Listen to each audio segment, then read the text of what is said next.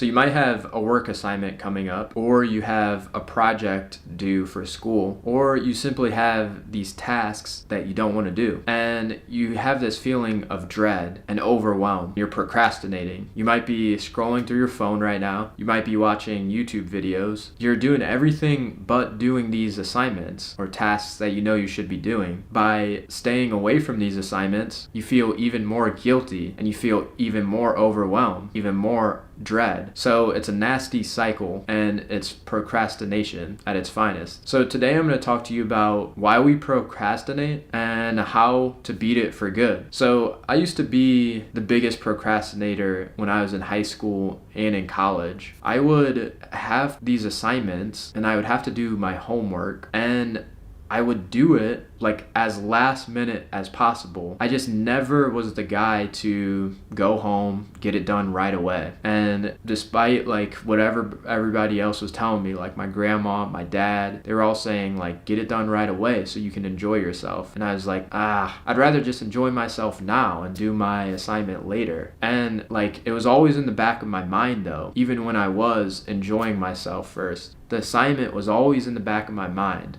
Whether I was watching YouTube, playing golf, or whether I was hanging out with friends, I always knew that I had that assignment coming up. There was always that feeling of guilt, but I kept on procrastinating it. I kept on telling myself stories like, I'll get to it later, like I'd rather just enjoy myself.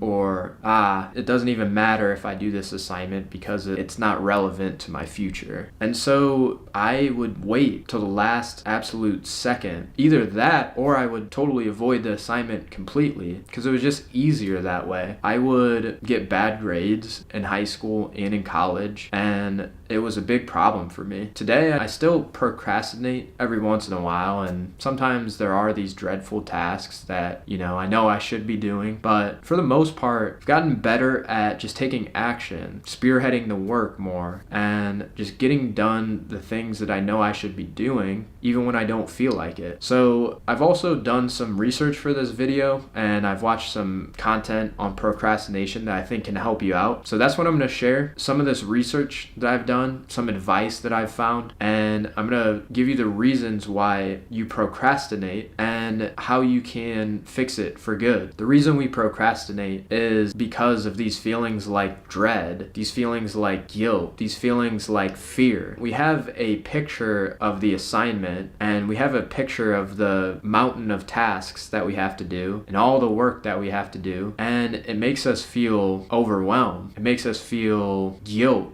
that we're not like getting started on it. It makes us feel fear. Another reason we procrastinate is because we're scared of putting out unquality or not so quality work. We're scared of disappointing other people. We're scared of failing at the assignment. We're scared of trying hard on it and getting a bad grade. So it's this fear that's also keeping us away from the assignment. And so what I've learned is that it's the negative emotions. This is the number one reason we procrastinate. It's the story we have of the assignment or the tasks, and it's the visualization we have of actually doing it. And it's also our self-confidence. Sometimes we don't feel like we're capable of just like getting right to the task. We don't feel like we're capable of jumping right in. We feel like we have to like dip our toes in. We feel like we have to avoid it. We feel like we have to wait to do the assignment. And it's a self-confidence thing, because if we had self-confidence, we would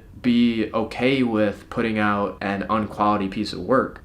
If we had self-confidence, we would be okay with failing and we would accept that more. So it's a mix of these negative emotions such as dread, overwhelm, fear, and it's also a mix of the self-confidence that is keeping us to procrastinate. And the thing about procrastination is the more you do it, the worse your self-image gets. So the more you wait to do it, the more guilty you feel. And then also, the more you wait to do it, the less quality the work actually is, because you're closer to the deadline. And so it's just a nasty cycle, because then you put in unquality pieces of work and you actually do get the bad grades, and it's this nasty cycle of the self-image. So I'm going to talk to you about some ways to actually develop a better self-image and maybe some visualizations that will help you to start to spearhead the work more, to start to see the challenge or see the task and see the assignment and have that feeling that, okay, there's this task, I'm just going to go right to it. I'm not going to wait, I'm going to go right to it. And so one visualization that helped me, or that I just recently learned actually, is instead of viewing having to cut down the whole forest, if your goal is to cut down the whole forest, well, just start with a tree.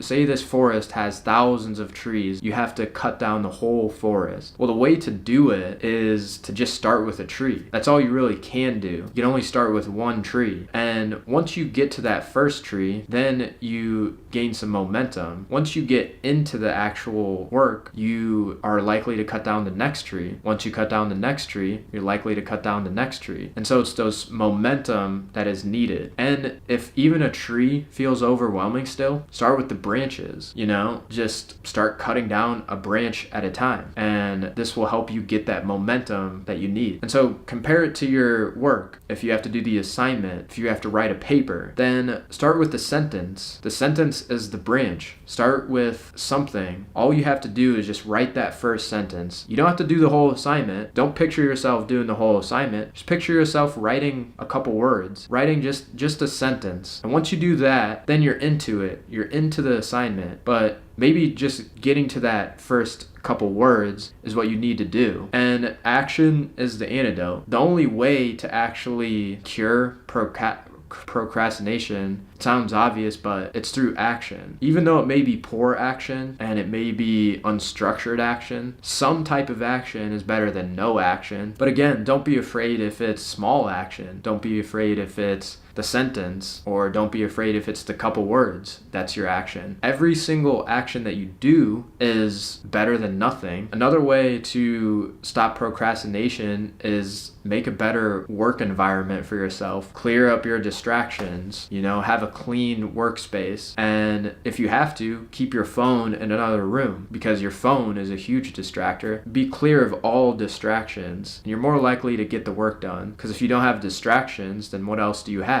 You either have your thoughts or you have the work. So that will help. And picture this. Have you ever seen the movie The Shawshank Redemption? The guy has to get through that tunnel. He has to get through that dirty, nasty tunnel to escape the prison. And it's filled with dirt and mud and grime. And imagine what the best way to get through that is. The best way to get through that is going as fast as you can and being as efficient as you can. Like, once you're in it and you can't turn back, you have to get through it. Once you're like halfway in, the only way to get through it is go as quickly and efficiently as you can. If you kind of ease into it, then you're just going to be in this like dirty, nasty, grimy place for longer. So view the same thing, have that visualization just like your assignment. All you have to do is get to that first sentence. And once you get to that first sentence, the best way to get through the whole assignment is to fully immerse yourself in it, fully get through it, go through the dirt and the grime. And so maybe that will help you. And then another visualization that helped me is just take the first step. All you have to do is just take that first step, and that first step might be writing that first sentence. Once you do that, say it's a 1 mile staircase. It feels like a 1 mile staircase, but all you got to do is just get to that first step. That's all you have to do. That's your goal. Your goal isn't to climb the 1 mile staircase. Your goal is just to take that first step. And you'll find once you take that first step, then you're more likely to take the next step, and then you're more likely to take the next step. Then you're kind of just doing it at this point. You're kind of just walking up the stairs. So hopefully that helps. And before every assignment or before every like challenging task or project that you have, just take 5 minutes and visualize you being in a flow state. And if it helps, like you can look up a picture of the flow state. View yourself as one of those guys like you see on YouTube with the headphones on and like, those like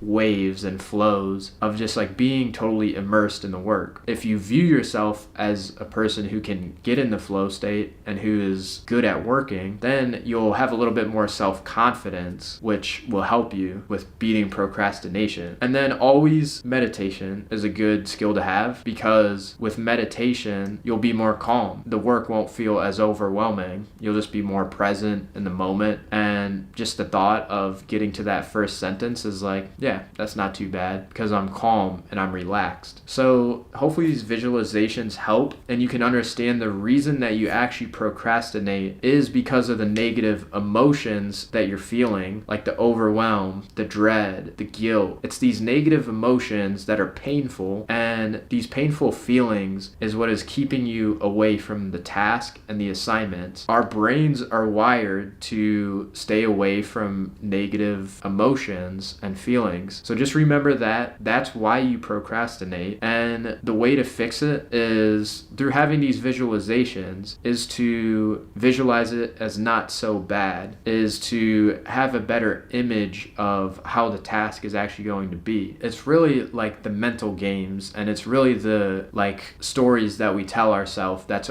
actually going to help you with procrastinating. And action is the only thing that will actually fix procrastination. And so the way to get to the first action is by taking the small steps, by cutting the branches on the trees instead of cutting down the whole forest. So yeah, it's about the small steps. So hopefully this helps and it can give you some new insight about procrastination. I just started a new free school community, and it's a place for young, ambitious men looking to gain some of their time back and be more productive. So if you're interested in that, you can check out the link in the description. And thanks for watching.